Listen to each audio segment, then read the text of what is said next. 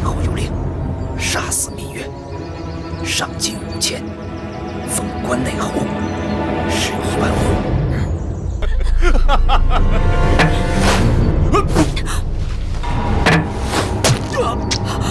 你让不行！来人，快来人！抓刺客，保护太后！快！保护太后！走。翟离，你怎么样？翟离，我没事。翟离，翟离，快来人！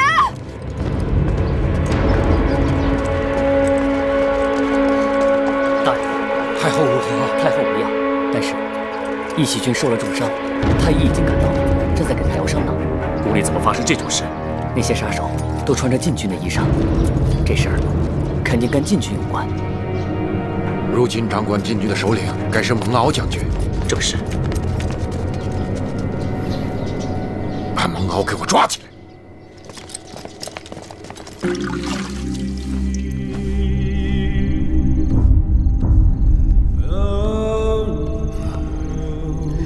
义渠君，你终于醒了。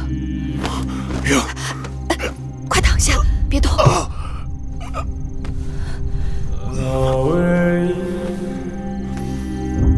你的伤，太医已经处理过了，没有大碍，放心吧。啊，你没事吧？我没事。太后，查到什么了？雍大人查出，刺客背后的主使之人是惠后和公子华。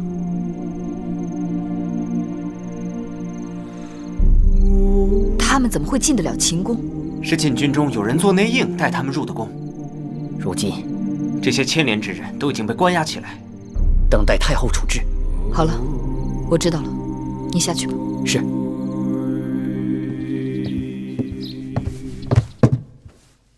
惠后，公子，微臣惭愧，没有杀掉芈月，只是重伤了那义渠人。怎么老是失手啊？那个义渠君多次坏我大事，早能除掉他就好了。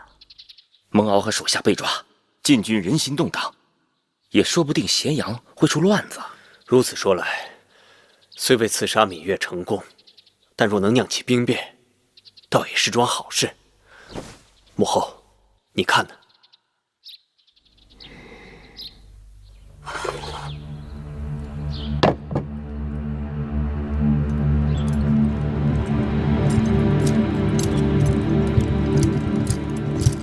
太后，萧冉来了。臣协助雍大夫查办刺客的案子，查出了以禁军头领蒙敖为首的一批内应。蒙敖？白起将军听说此事，气愤不过，带人围了禁军大营，抓了不少人，都捆得跟猪羊似的，说要大开杀戒，全部砍头，被我和司马将军暂时拦住。眼下，咸阳禁军人心惶惶，情况紧急，万一发生兵变，你带了那些个被捕的军将名册吗？哦，这就是。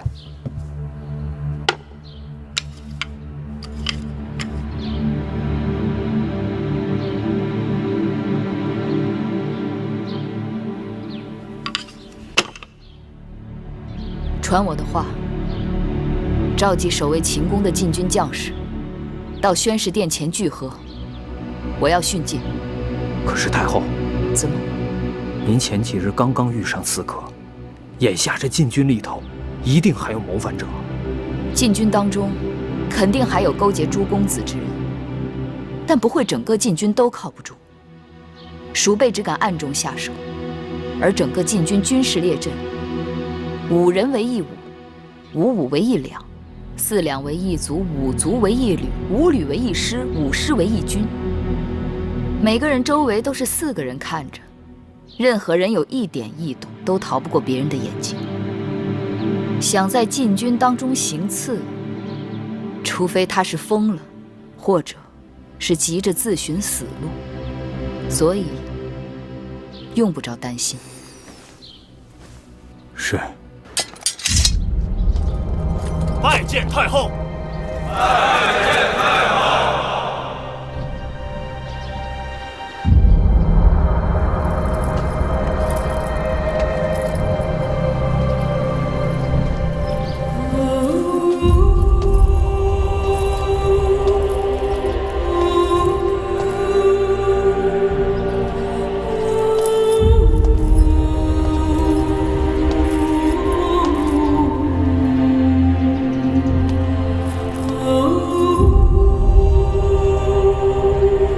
将士请起。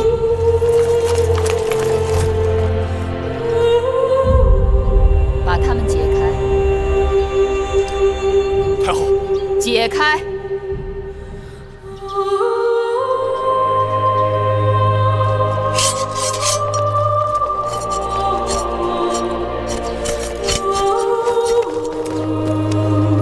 诸位将士，我问你们，你们为何从军？当兵吃粮领饷，在秦国当兵有前途。当兵吃粮领饷，在秦国当兵有前途。魏冉将军，你不必带他们回答。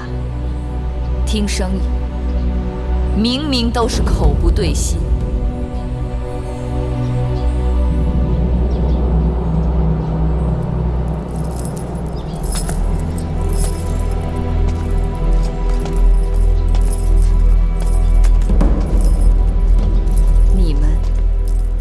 为什么要造反？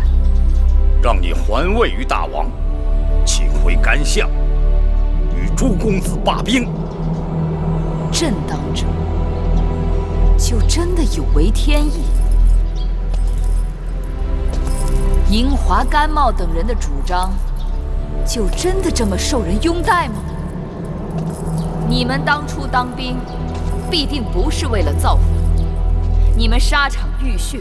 卧冰尝雪，千里奔波，赴汤蹈火，为的不仅仅是效忠君王、保家卫国，更是为了让自己活得更好，让自己在沙场上挣来的功劳能够印及家人，为了让自己能够建功立业、人前显贵，是也不是？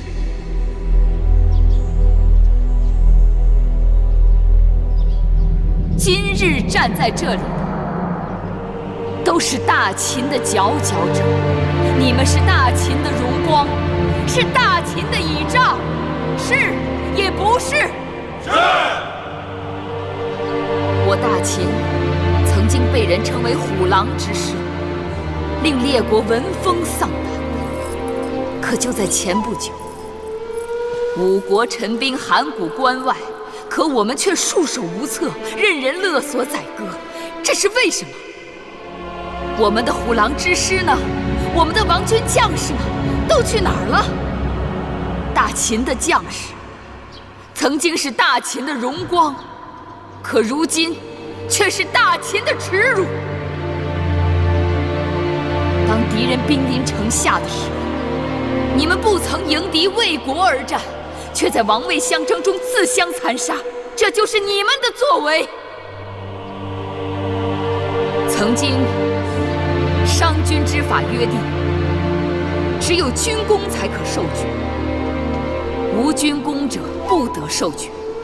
有功者显荣，无功者虽复无所荣华。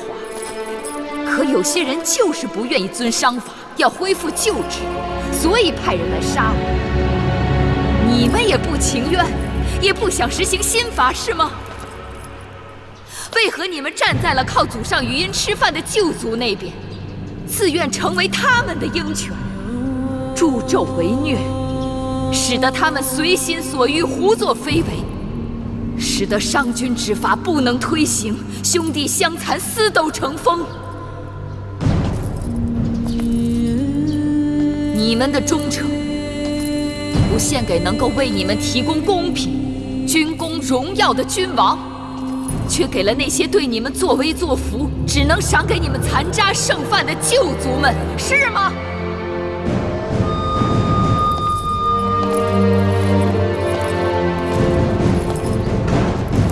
将士承诺你们，从今以后，你们所付出的一切血汗都能够得到回报。任何人触犯秦法，都将受到惩处。秦国的一切，将是属于你们和你们儿女的。今日，我们在秦国推行这样的律例，他日，天下就都有可能去推行这样的律例。你们有多少努力，就有多少回报。你们可以成为公士，为上造，为部耕，为左庶长，为右庶长，为少上造，为大上造，为关内侯，甚至为彻侯，10亿万户。你们敢不敢去争取？能不能做到？我们能，我们敢，我们做得到，我们能，我们做得到，我们敢，我们能，我们做得到。太好，太好，太好，太好，太好，太好，太好，太好，太好，太好，太好，太好，太好，太好，臣有罪，请治臣的罪。请治臣的罪。你们有罪，但你们敢于认罪，你们个个都是勇士。我此刻不治你们的罪，我要你们去平定内乱，去沙场上将功折罪，做得到吗？臣做得到，臣做得到。我们敢，我们能，我们做得到。我们敢，我们做得到。我们敢，我们能，我们做得到。我们敢，我们能，我们做得到。我们敢，我们做得到。我们敢，我们能，我们做得到。太好，太好，太好，太好，太好，太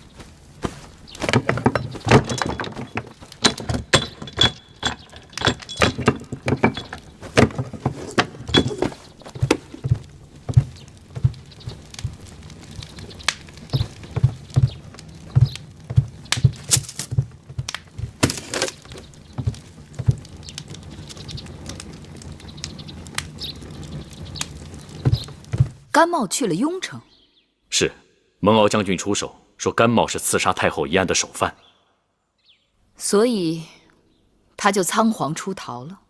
哼，去了也好。太后此言何意？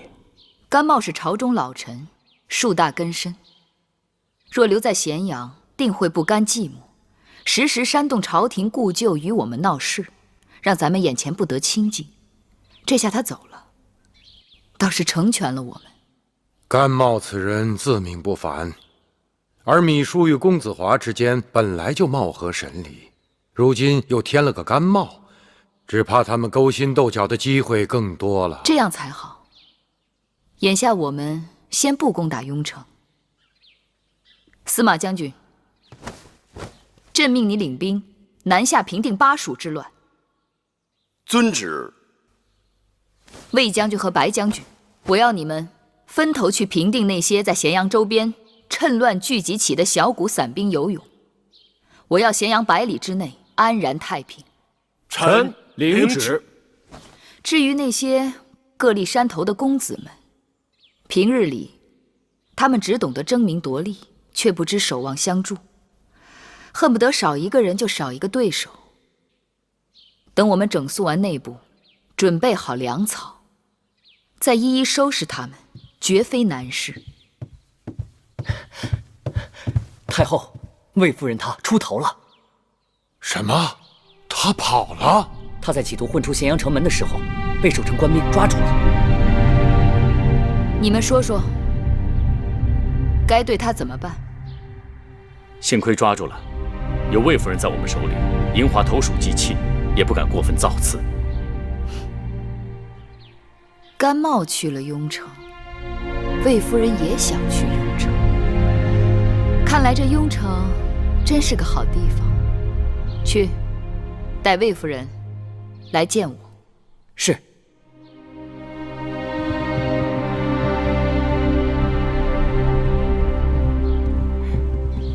太后，魏夫人来了。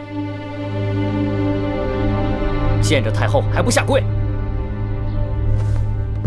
不必了。木心，在。给魏夫人烹茶去。是。你已经抓到我了，要杀要剐随你便，不必假惺惺的。魏夫人说的奇怪，我为何要杀你？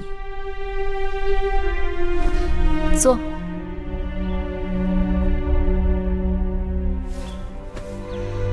你与公子华已经很久不见，骨肉相思是人之常情，只是雍城离咸阳路途遥远，四乡因兵乱而匪贼横行。魏夫人只带一个奴婢便上路，未免考虑不周，至少该有车马相随，侍从护送。你什么意思？朝廷可以派人送你去雍城。送我去雍城？对，公子华是我大清难得的人才，又是先惠文王的长子。只要魏夫人去了雍城，劝说他解散叛军，恢复秦法新政，一切就都好商量。怎么好商量？让他以江山社稷为重，归顺朝廷，我和大王可以既往不咎，不废称号，不夺封地，委以重用。怎么，魏夫人，你不愿意？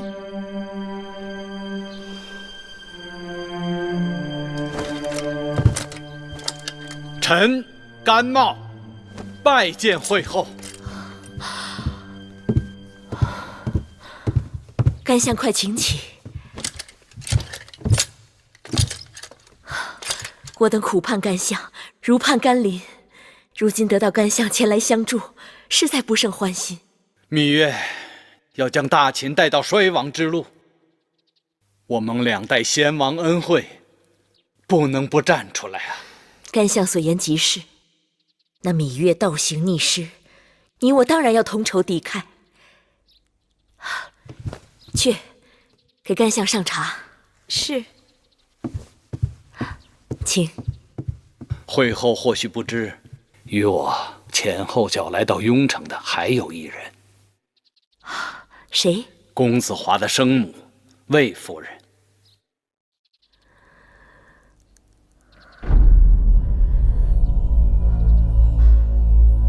他怎么来了？谁让他来的？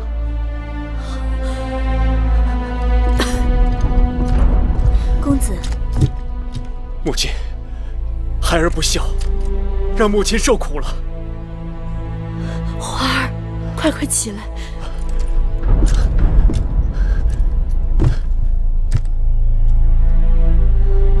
华儿，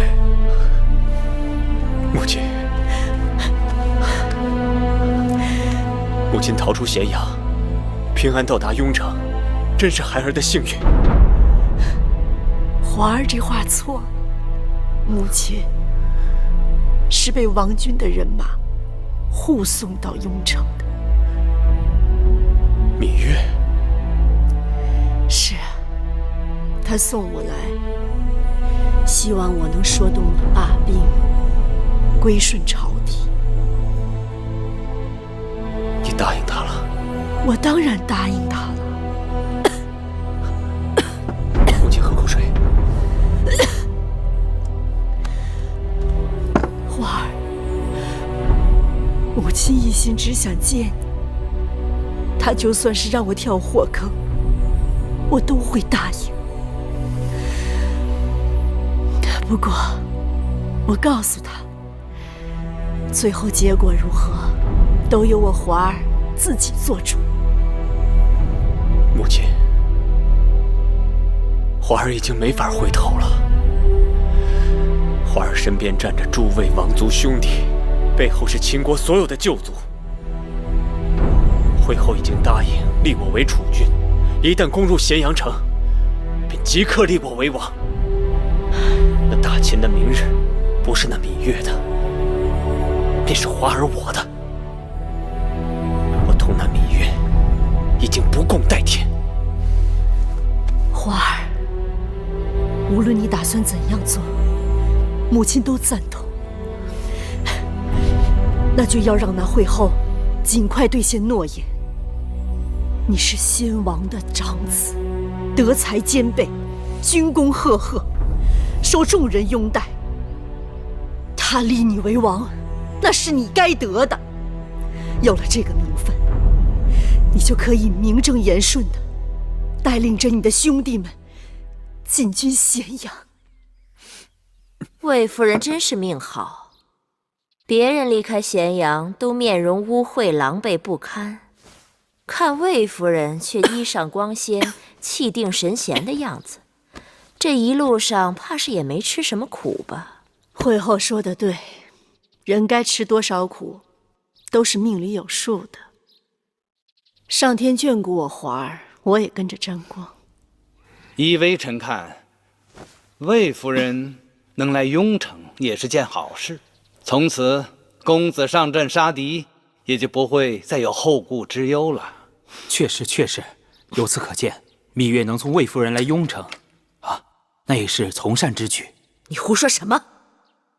那芈月会有此等善心？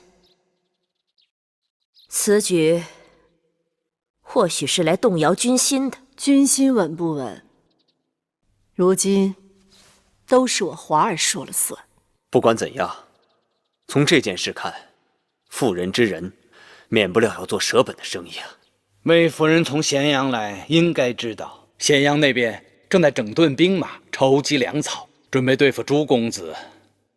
眼下战局焦灼，不知诸位有何打算？想必甘相也知道，这雍城乃是大秦宗庙所在，这里旧部力量强大，对我部一向倾力支持。我们与咸阳那边已有大小几战，各有胜负。如今甘相也来到雍城，说明人心所向，众望所归呀。昨日和母亲商讨后，想做一件大事。请说。咸阳那边与我们是王位之争，也是一场名分之争。母后是嫡母，而芈月那妇人的身份却只是个八字。虽说公子季有先王遗诏，但母后信誓旦旦说那遗诏是伪造的。可如今，却让那芈月之子矫诏登基，误导天下。若我们也能在雍城宣告登基，就可传召天下，号令父王的旧部老臣倒戈。兄长得陇望重，为我大秦之王，乃是众望所归。华儿说的是实情，但此时此刻宣告登基，恐怕不妥。有何不妥？你应当知晓，在母后心中，你是大秦唯一的新君。我们之所以能跟咸阳抗衡，是因为我们聚集了朱公子的势力，人马兵力甚至多过芈月的兵马。朱公子虽威望才德远不及你公子华，但他们人人皆有争位之心，王位空置，可以使他们戮力同心。若是公子莽撞宣布登基为王，朱公子心生不满，只怕你公子华会成为朱公子的敌人。那也不能一直这样下去，让我华儿无名无分，出生入死。母亲不必多说，你们该知道，我嬴华并非真的贪图那个王位，我只是为母后抱屈，不忿那芈八子以伪诏发号施令，完全不把母后放在眼里。花儿为母后着想，我记在心里。其实母后也巴不得你公子华立即登基，运筹帷幄，号令天下。但母后也得为大局着想。从长计议，惠后此言诚恳，以臣之见，还是暂缓称王为更好。只要惠后在，朱公子为了示好惠后，便会听从我们从雍城发出的号令，公子的王位也指日可取。好了，此事就商议到此吧。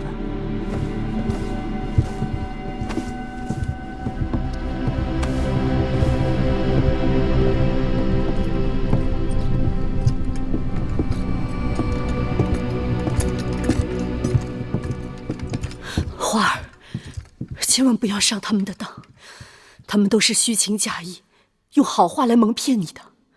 孩儿看得清清楚楚，他们想让我带兵进攻咸阳，我却偏偏在雍城按兵不动，看他们能怎么样？雍城那边这几个月来一直按兵不动，眼下秋粮丰收，王军征兵买马，草粮充沛，义渠军相助，司马错在巴蜀平乱顺利。诸公子当中，魏良人的儿子公子池已率先向朝廷表示归降，其他公子也有人悄悄向朝廷表示了归顺之心。因朝廷下旨，凡宗室旧族支持公子们造反者，一律取消爵禄和暗例供给。旧族们开始与叛军疏远，诸公子闹事的气焰日渐式微。楚离子，你看呢？是时候了。好，你是大宗伯，掌管宗室之事，平日里又与众公子们多有来往，就由你即刻写信给诸公子，就说大王与他们本属骨肉至亲，他们割据造反也是为了自保，所以既往不咎。大秦儿郎不能自相残杀，图为亲痛仇快，请他们回咸阳共佐大王。若不肯归降，就以叛逆之罪行征伐之师，到时候就后悔晚矣。是。这是刚在边关截获的惠后敏书发给大王的信函。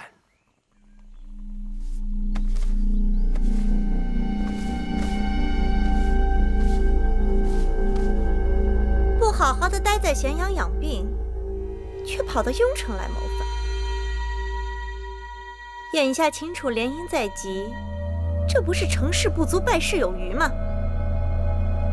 此刻我可不想听到任何会影响我家紫兰和秦国联姻的坏消息。是。莲儿，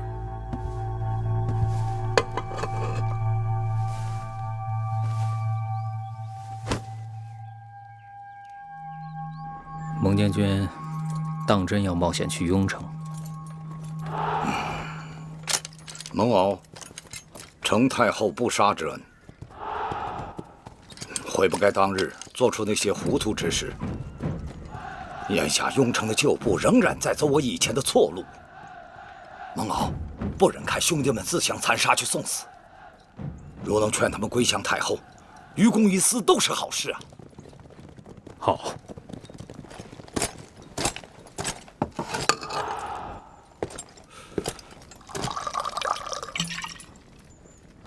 待你事成之后，我与你豪宴痛饮。魏将军，信得过我这个曾经的罪人？太后都赦免了你，又重新委你以军职，我有什么理由不相信你？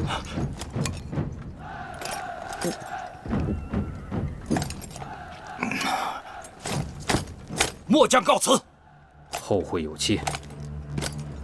芈八子在宣誓殿已经坐稳，就要对我们动手了。可那公子华却以各种口实百般推诿，至今按兵不动。咸阳正在调集兵马，要征伐朱公子，我们的时间不多了。为今之计，我们必须收拢人心。我想以会后之名通告天下，请朱公子到雍城聚集，由公子华为主帅，共讨咸阳贼兵。好，就照甘相说的这么去做。恐怕朱公子们见不到好处，不肯来呀。甘相以为我还能给他们什么好处？粮草、钱财，还是封地？这些好处得通通拿下咸阳城才有。眼下就是两手攥空拳。问题的关键还在营华。这个营华还在跟我讨价还价。我知道他想要什么，权衡轻重。看来这次我是不得不给他了。大战在即，会后必须速做决断。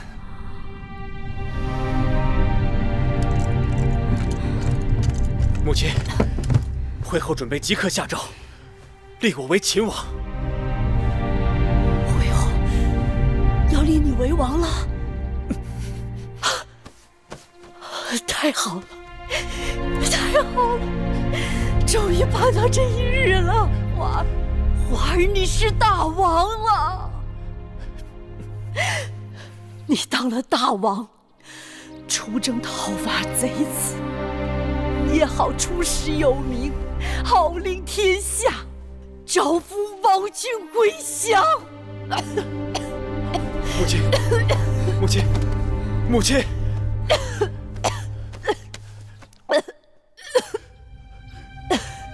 母亲！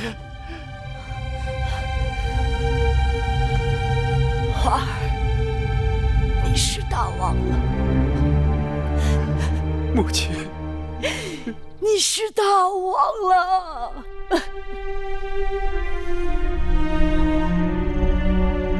诸位将士，我营华临危受命为秦王，肩负社稷江山之重任。芈氏母子谋权篡位，大逆不道。我与王弟们联手，征伐芈氏。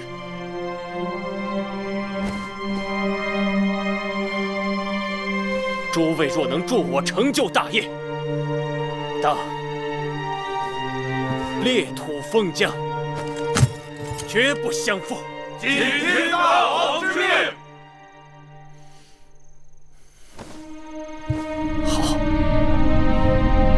好，寡人绝不负诸位爱卿今日之功，为旗开得胜，干！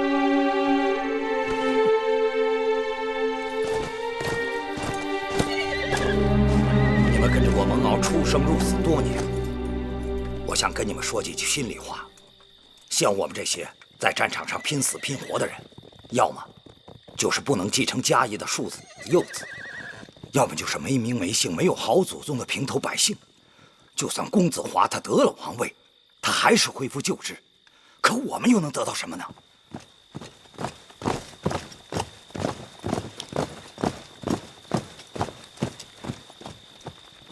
如今秦人陷于内乱，我们与其给那些宗室旧族做鹰犬家奴，还不如去投效一个能够给我们公平的君王。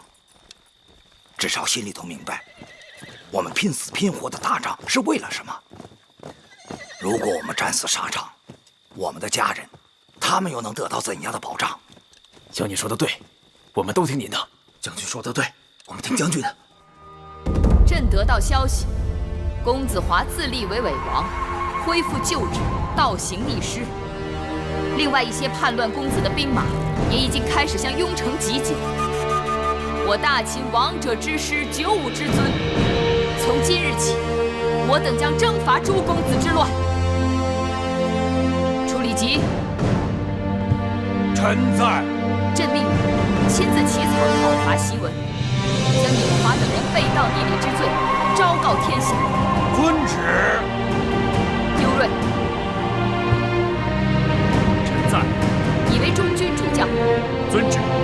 白起，臣在。你为中军先锋。遵旨。魏然、李荣，臣在。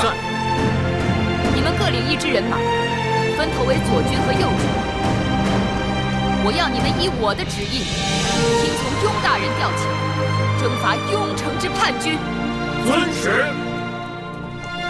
望尔等齐心协力，共同剿灭叛军，保我大秦一统江山。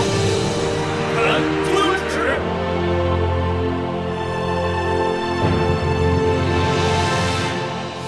真好。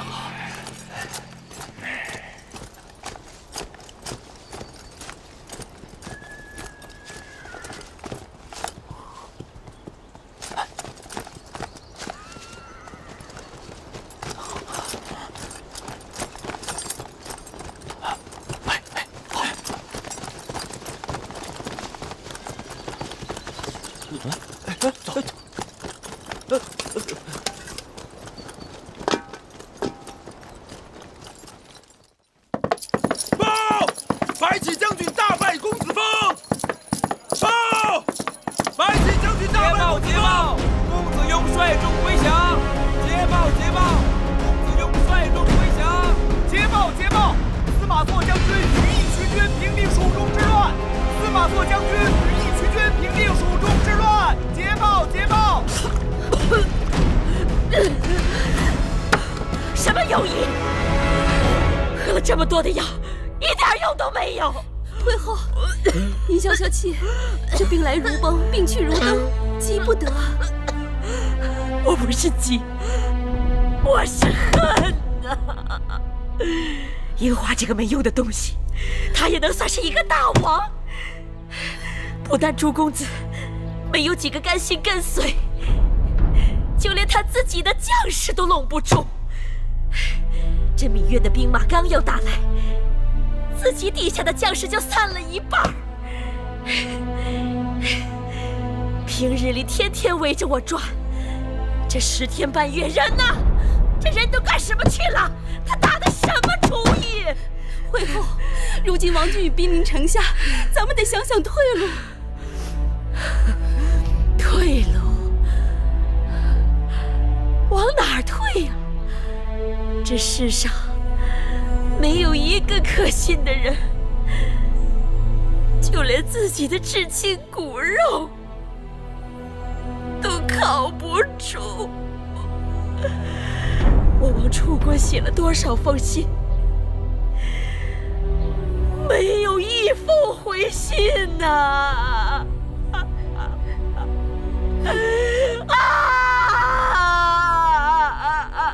没有一封回信呐！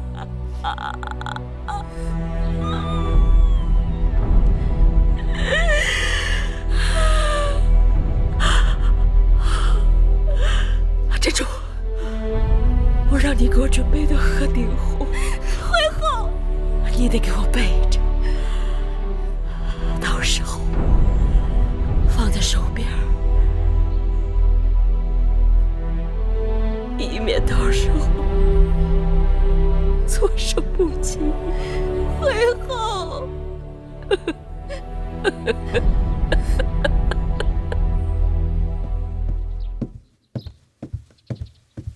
夫人，这是您的凤冠。大王真是孝顺，让雍城最好的缝纫绣娘做出来的嫡衣，一点不比咸阳宫里头的差。这会不会僭越了规制啊？夫人是大王的亲生母亲，就是该让天下知道大王心里头最敬重的人是谁，免得人前人后让惠后压了夫人一头。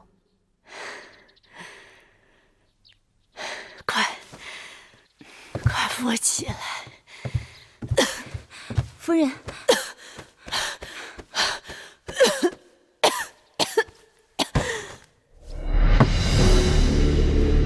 军已经开始攻城了。大王，南门也兵力空虚呀，北门也快顶不住了，损失惨重啊！是啊，大王，大王，速做决断呐！大王，大王，王军已经侍卫和白起的人马已经破城而入了啊！这大王，莫慌，你们几个快随寡人冲出去！是。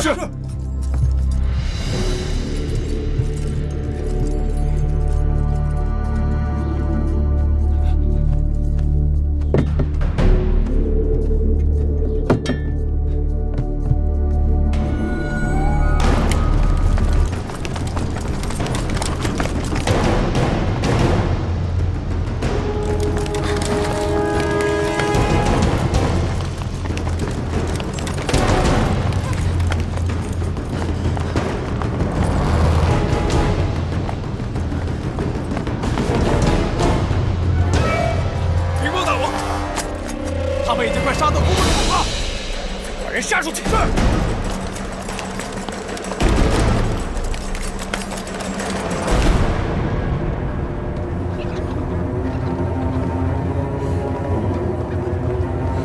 先生，咱们这是去哪儿啊？魏国。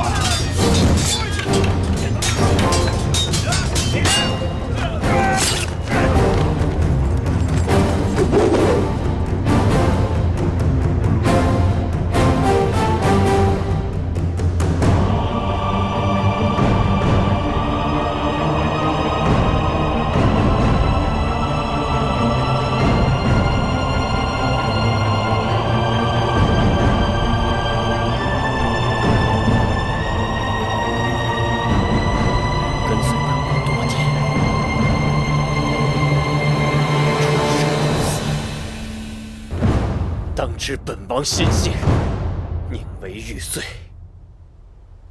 不为瓦全。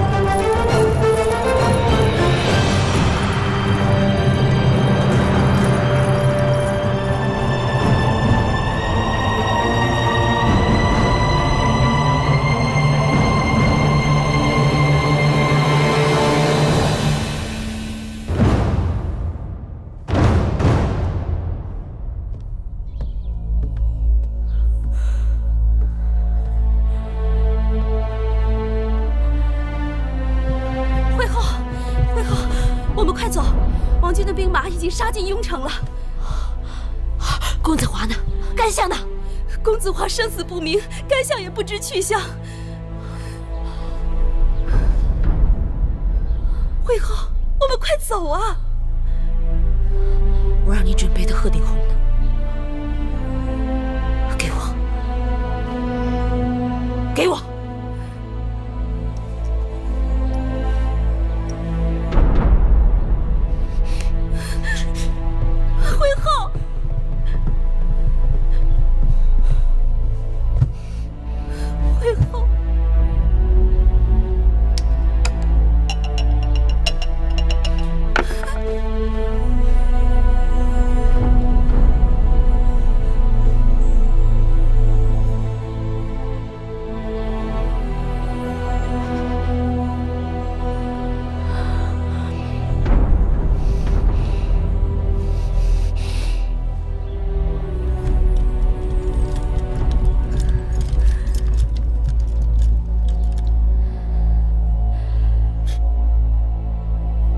别在那装模作样。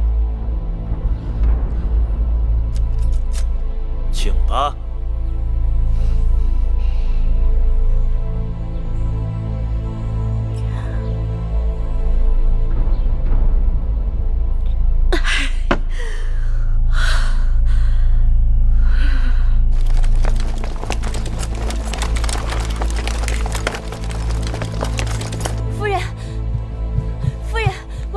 王君来了，夫人。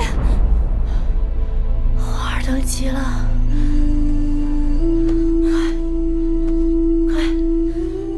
快把我的笛拿过来。将军，夫人，快去。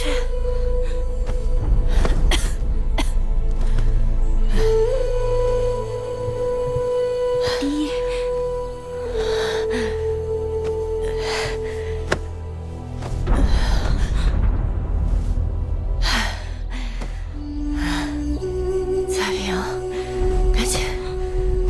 起来，换上笛，帮我把头发梳了。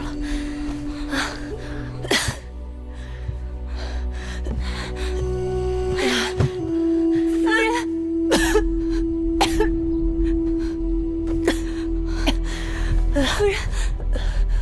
啊，夫人，彩萍，你听，是花儿。车马依仗的声音，是花儿的人马来了。花儿特地派人来接我了，夫人。夫人，你看呀，花儿用的是王一鲁柏。魏家盾，威风凛凛。我花儿，我花儿，当上大王吧！快帮我把笛穿上，快！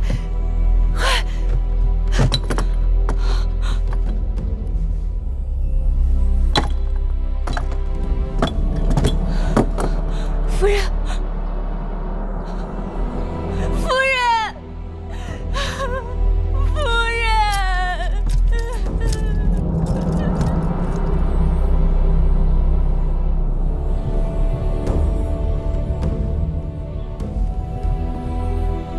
报！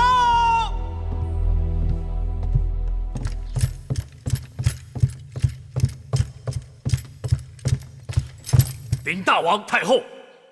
我王军攻下雍城，生擒公子华和芈姝，诸公子之乱就此平息。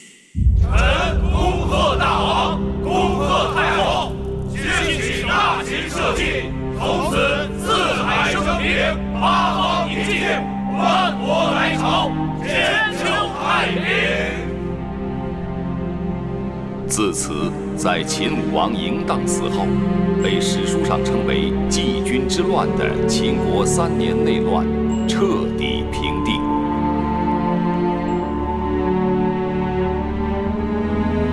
7位参与叛乱的公子，如今都已被囚禁。敢问大王太后该如何处置？秦法上规定，叛乱之人当如何处置？处离子。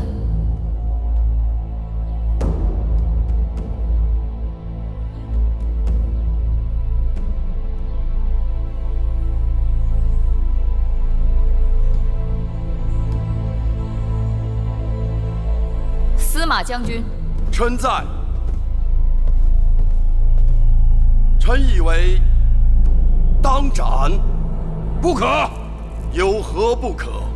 他们都是先王之子，纵有罪行，怎可与庶民同责罚？是啊，都是公子王孙，纵然是谋反，成者为王，败者只是不关痛痒的轻罚几下。江山社稷成了他们手中的玩物，全然不顾祖宗庙堂使路出没，八乡四野豺狼横行。3、5年后，他们高兴了再反一次。谁在意生灵涂炭、哀鸿遍野、民不聊生？不让他们付出代价，造反在我大秦便永远如同儿戏。枉死几万兵士、数十万庶民，亦如大风吹过，片叶不沾。如此国不成国，法不成法。一旦外敌到来，江山覆亡，呜呼哀哉，灰飞烟灭。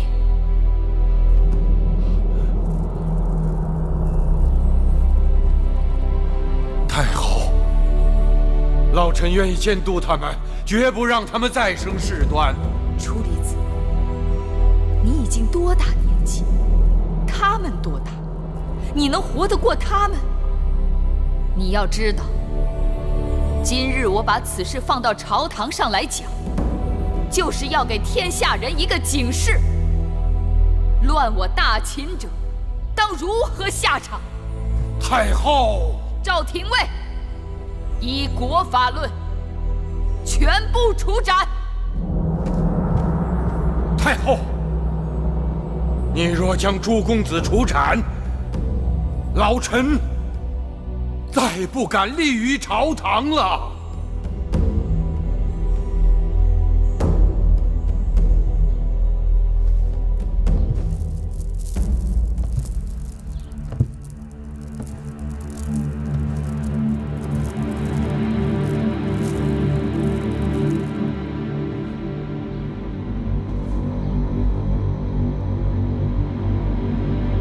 我不受任何人要挟。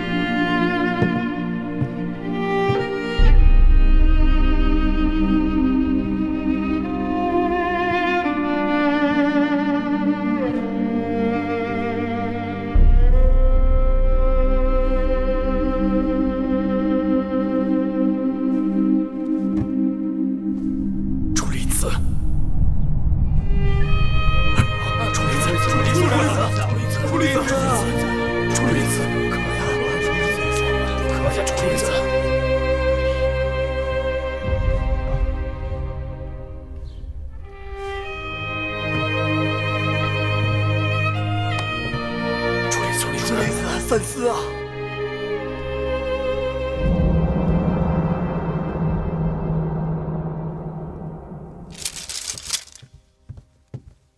太后，义渠君回来了，快请。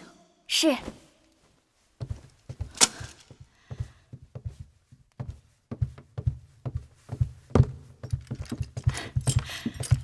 我的野马驹回来了。想死我了！说说，我走的这些时日，你可曾想我？日思夜想。都想什么了？想你会不会受伤？那你看看伤没伤？我怎么知道？简单呐，你亲手为我解开衣袍，不就什么都看见了？太后，大王来了。哎，你先避一避。你我之间有什么好回避？哎呀，这孩子长大了，但男女之情还是不太懂。孩子都长这么大了，他还不懂啊？就当是为了我啊！快！哎呀，快点啊，等不及了。母后，母后，母后！哎呀，都是大人了，怎么还这么毛毛躁躁的？母后，我来这是想问您，您真的要将那些造反的王兄们通通处死吗？是。那怎么了？可他们都是父王的儿子，也是我的手足兄弟啊。你说的对，也不对。他们是先王的儿子，是你同父异母的兄弟，但他们许多人并非是你的手足。此话怎讲？请母后明示。手足是什么？是互相扶持，互相依托。但他们只是磨得雪亮，互相厮杀的刀刃。这不怪你，也不怪他们。你父王在后宫中有不少女子，这些女子给你父王生了不少儿子。他们一出生，命里便注定，他们彼此之间会争斗不止。一个国家只有一个国君，谁不指望自己是那独一无二的人？为了他，杀戮无辜，绝不手软，这还算得上是手足吗？可是，像父王和处理子那样的兄弟，不也很好吗？他们是兄弟，但他们更是君臣。首先要为臣者安于为臣，为君者爱护臣下。这样的兄弟，我已经给你留好了。魏良人的儿子公子迟，屈应人的儿子公子雍，他们都心甘情愿臣服于你。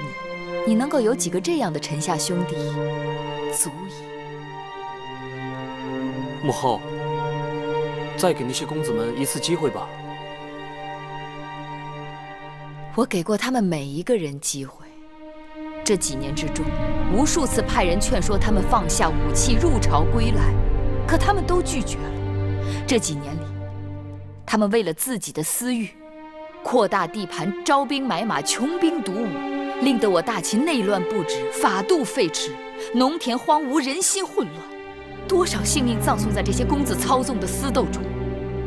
这是他们的大罪，百身莫赎。若是因为他们是公子王孙就可以免罪，那还要秦法何用？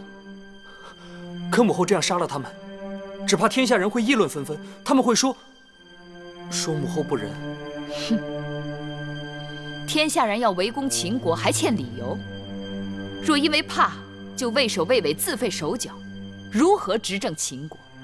再者，既然这不仁的罪名一定要有人背，那就干脆让母亲来背吧。记得小时候你爱吃鱼，母亲总替你将鱼骨挑了，眼下母亲就把它们视作是鱼骨。等有一日你亲政了，就不会被这些鱼骨哽住喉咙，你就可以做一个天下人敬慕的仁义的大王。可不管怎么说，他们也是王族，人言千金之子，不死于世啊！矫情！不死于世死在哪里？有人谋逆，明明该死，却要我假意仁慈，发配他们到乱军之中，然后暗使手段，或下毒，或坠马，或落崖，让他们死得无声无息。我偏不，我要让天下人看到，我用国法杀他们，名正言顺，以儆效尤。我也要让天下人看到，我言出法随，一切都在光天化日之下，不必矫情伪饰。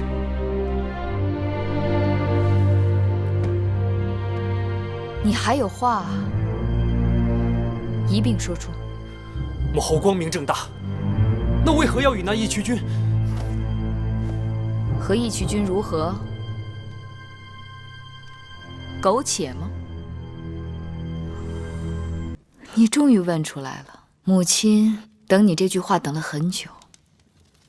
你知道，义渠君几次救过我的性命，他对我有恩。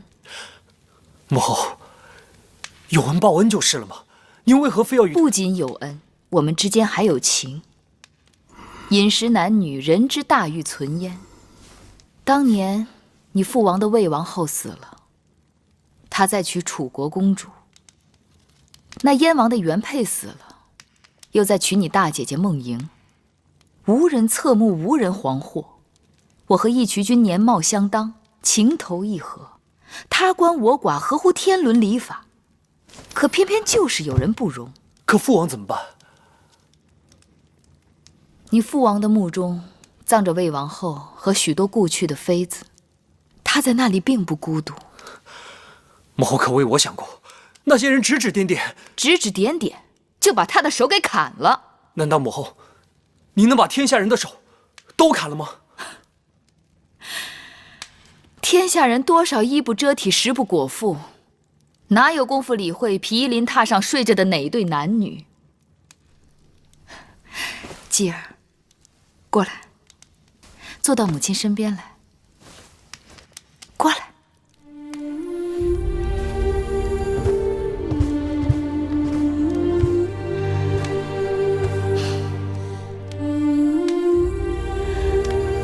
我的继儿长大了，继儿成年，就该慢慢懂得母亲了。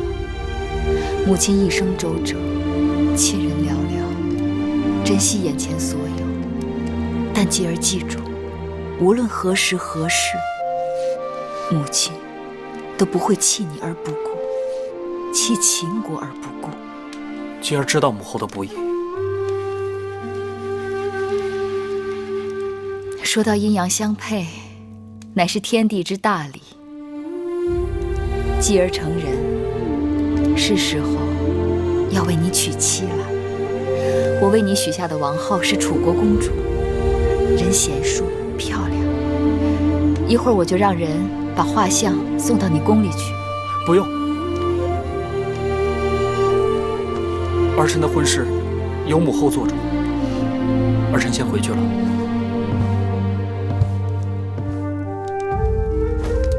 儿臣告退。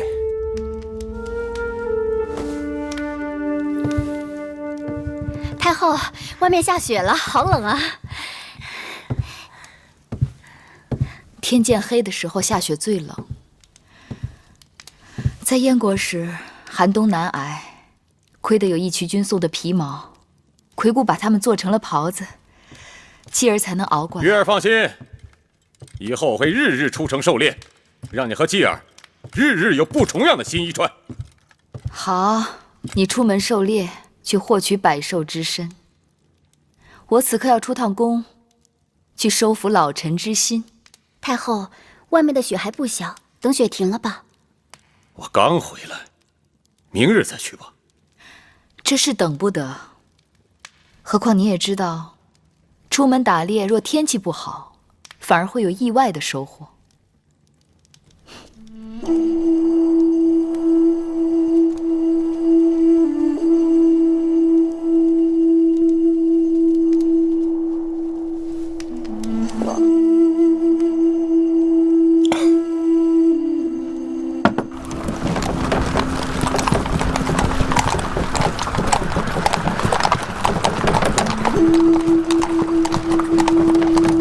大姐，太后前来拜访初离子，恭迎太后。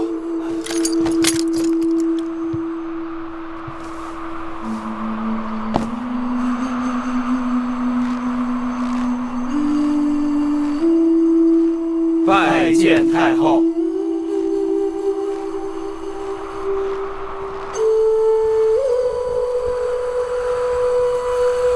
香儿、慧儿跟我进来，其他人在外面等着。是。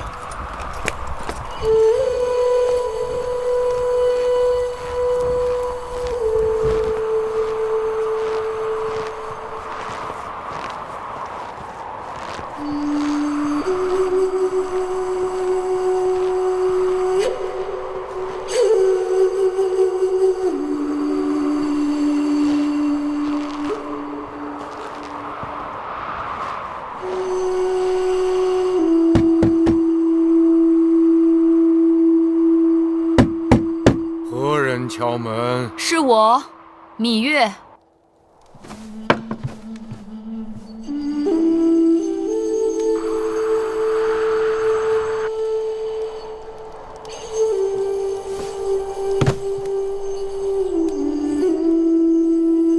太后，天色已晚，请太后回宫吧。内忧外患，刻不容缓。老臣已经递上了辞呈，我还未允准，也绝不会允准。臣与太后还有何用？你可以与我无用，但你不能与大秦无用，与嬴氏家族无用。我要你做嬴氏家族的定海神针，为嬴氏家族做一个大长老。我不情愿。说气话无用，作乱的朱公子，我是一定要杀的。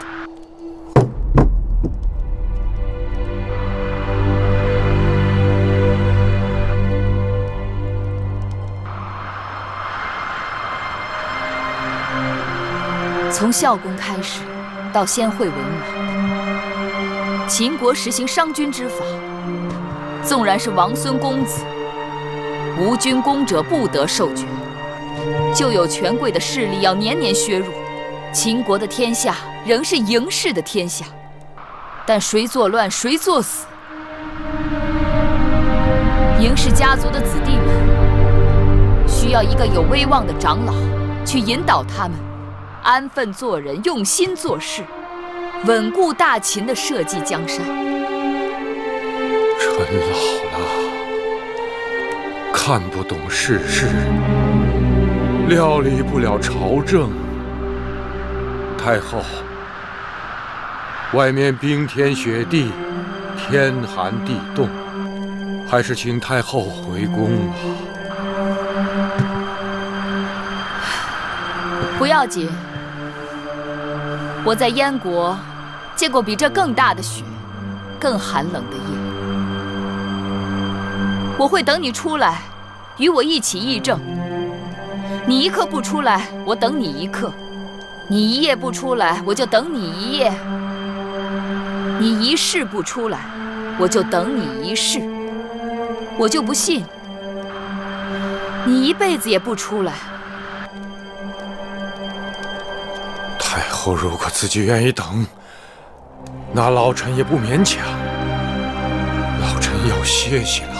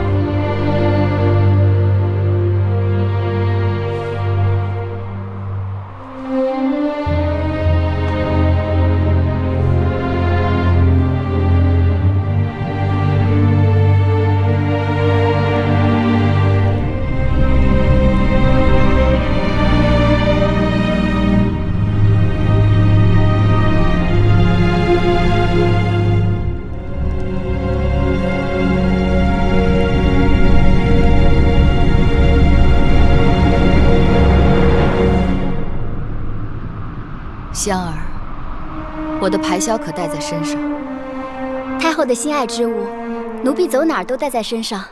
太好了，红梅白雪，就差一曲好乐，把它给我。手都冻僵了，怎么吹啊？这排箫不怕手冷，怕的是许久不吹生疏了。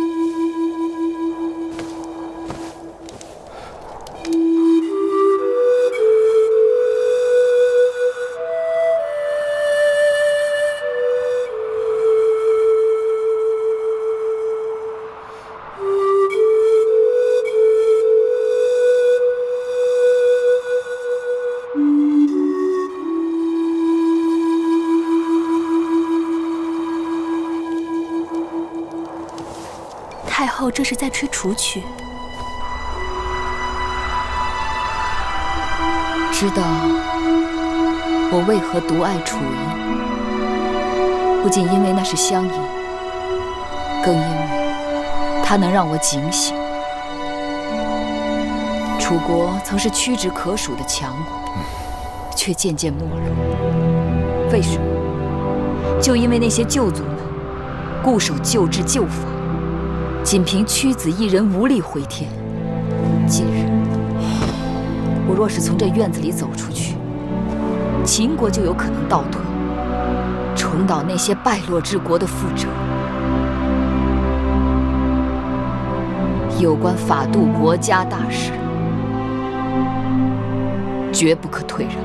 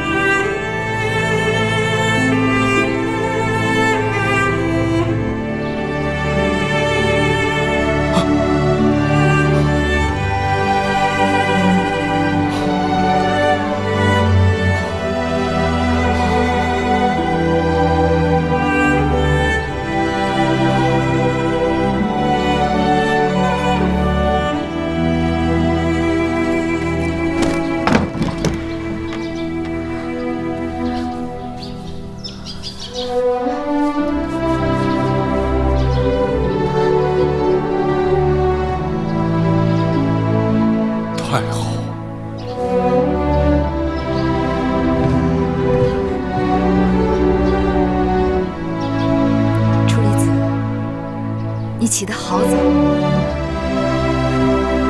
来，起来，快起来！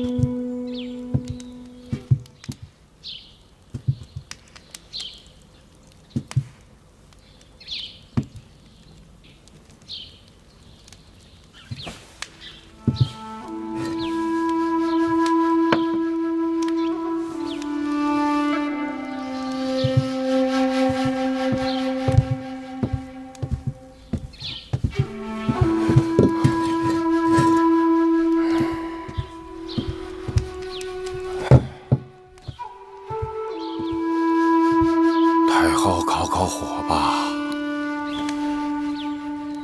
还好在燕国时练出来了。我们在燕国时，极冷的天气却买不起炭火，几次差点冻死。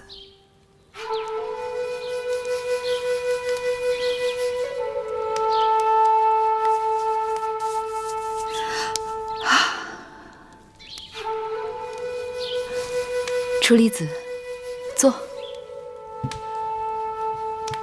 你们两个也去取暖吧，让我的侍从送些热姜汤和早膳给太后。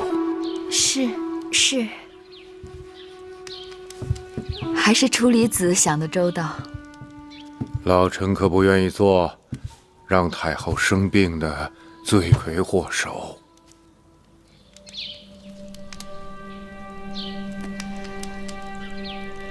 你对我有怨气，却拿我没办法。老臣自然没办法。老臣不及太后。你何事不及我？老臣聪明不及太后。错。若论聪明，世人都说智如初礼。你不聪明，谁还敢说自己聪明？太后取笑老臣了。我的确不如你聪明，但你却拿我没办法。因为我能豁得出性命，吃得了辛苦。我虽出身王族，却一直被人踩在脚下，一无所有。我不墨守成规，也不怀挟偏见。我既能一致决生死，又能一笑泯恩仇，这些你都不如我。楚离子，你聪明，但你又太过聪明了。未虑胜先虑败，未虑得先虑失。你的聪明害了你。我要除掉谋反的公子，你心痛了。我不跟旧族们妥协，不承认他们借战乱掠取的土地，你怕开罪了他们。我要凭功论赏，改革军制，你怕军心不稳。我刚刚针对顽症痼疾略施药时，你就觉得四处风雨飘摇，江山不保。你呀，把自己给吓死了。是我营视江山，生死我都跟他绑在一起。若有一日天下大乱，太后躲得掉，老臣和大王却是躲不掉的。你若真心忧国忧民，就站到朝堂上去，不管谁渡国害民，都与他势如水火，不共戴天。可他们是我秦国的王族，嬴氏子孙呐。是啊，那些跟随他们的人，都还是秦国的老旧族呢。可是楚离子，你何不将眼光放远一些，想一想，若过10年、20年，有一日，秦国再也不分什么老秦人、新权贵，所有生活在我王旗底下的都是秦人，如同700年前，天下所有人都奉周天子号令一般。那一日，秦法取代今日的周礼，诸侯之间再无战争，四海归一，天下奉秦，国泰民安。楚离子，你可敢愿大秦有这样的一日？太后雄心虽好，谈何容易？别忘了，我秦国刚刚被人割去不少国土城池，还是太后您亲手所为。他们趁人之危，我要他们如何从我手里拿走的，就要如何还回来，并且要加倍奉还。他们不会任凭太后摆布的。不是？怎么知道？老臣愿与太后打一个赌，不敢说天下奉秦，老臣只盼望秦国能恢复到先惠文王的盛况。楚离子还是心有宏愿的人，天下奉秦是秦国的必将成就。或许你我有生之年见不到，但该要我们的儿孙替我们做到。说到恢复先惠文王的基业，我与你10年为期，如何？老臣敢为太后鞠躬尽瘁，是太后为先下功惠文王。可如果10年期到了，太后没有实现承诺，那太后就退居内宫，不能再行干政。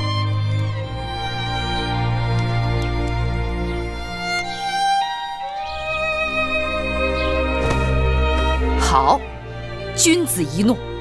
好，老臣与太后即按3下为约。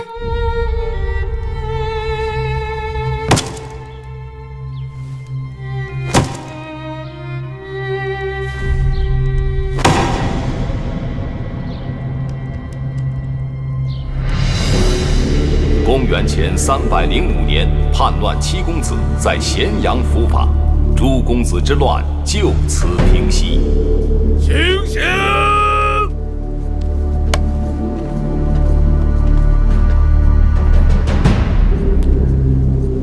母亲，我来了。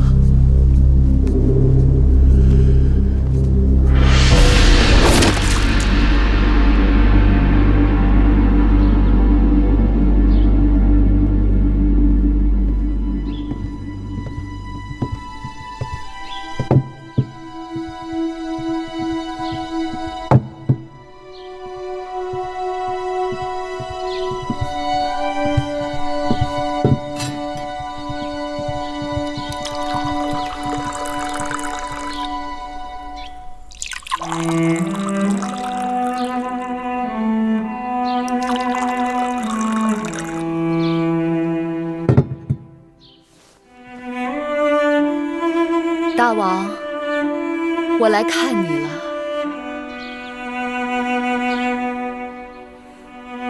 记得那一次，你带我出游，拜谒商君之墓。当时我糊涂着，我想你既然恨他，为何要祭奠他？你祭奠他，为何却要让他的尸骨埋在荒山之中？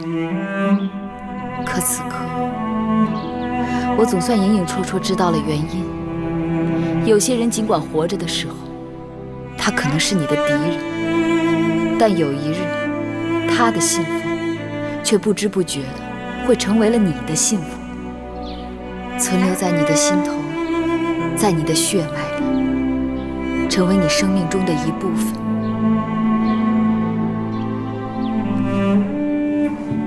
这杯酒就敬给那个让你爱恨交织的人。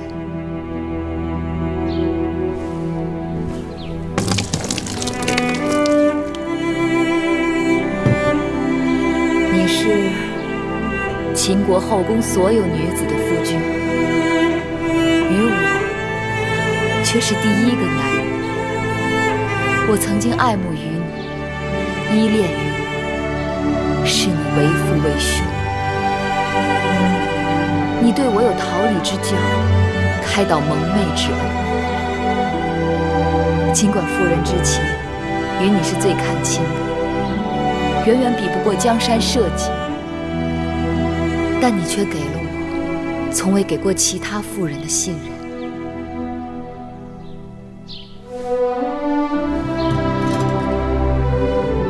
这第二杯酒，我敬你，谢你使我自重自信，从不妄自菲薄，才有了今日的秦国太后。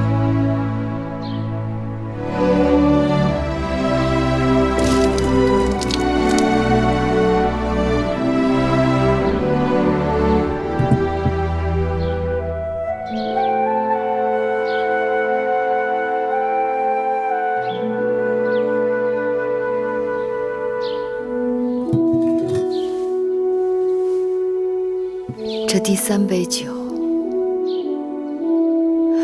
有些难了。我一直问自己，倘若你在世，是否会情愿拿你那7个公子的性命，来换取秦国天下的长治久安，换取商君之政的重新推行？我狠心做了一件世人都觉得为难的事，但若是不做，只怕秦国就要为难。我今日站在这里，是想对你说，我所谋划的，正是你曾梦想过的王图霸业。有朝一日与地下相逢，我可以站在你面前对你说，我无愧于你大王阴司，无愧于嬴氏列祖列宗，无愧于秦国先驱的亡灵。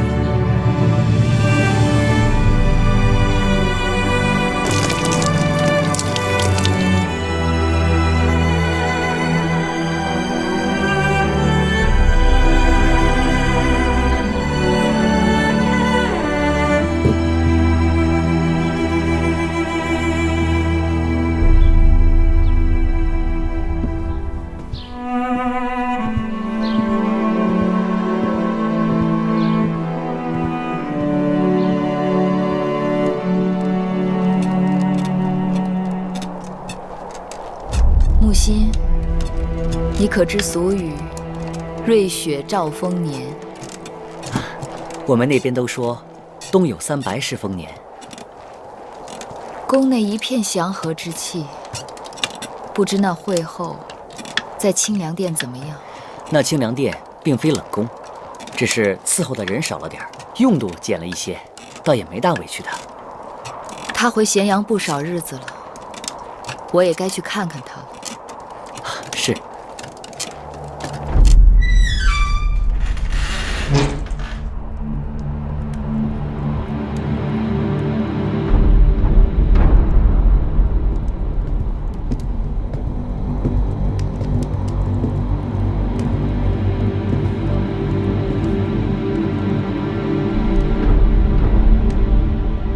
太后来了，你怎敢不起身跪拜？我从未听说太后为何物，天下都知我是先惠文王原配之后，你口中的太后只不过是我的陪嫁印。即便嬴稷继位称王，她仍旧是个印。我是大秦唯一的惠后，只有我才是母后。痴心妄想，怎会没人告诉你？因为失德，你已经被废掉了尊位。大胆！想要废我尊位，也得等我到地下由先王来废，由不得你们。没关系，她不用归我。即便废掉尊位，她仍是我的姐姐。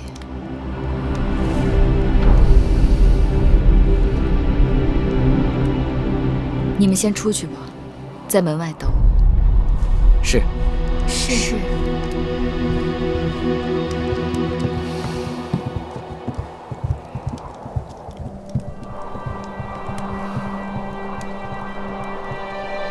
如今，你当上惠后了？不，惠后仍然是你。你不敢与我争。我早就告诉过你，我不想与你相争，只是你不肯信罢了。争不争，你都赢了，说这些有何用？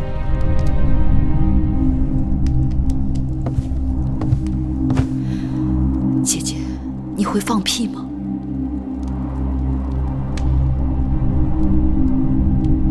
你说什么？放屁！你看我。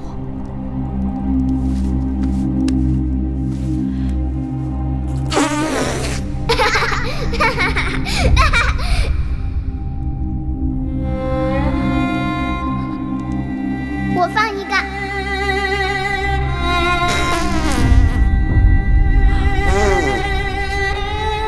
我可以放个连环屁。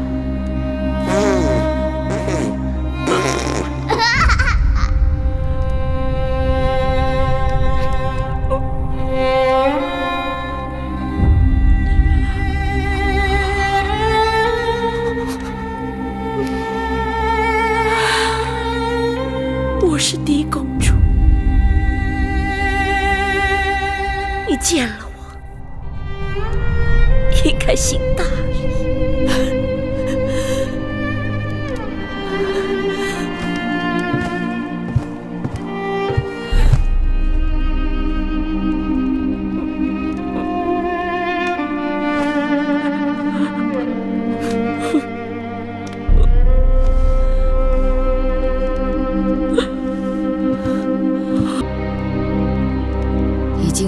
都结束。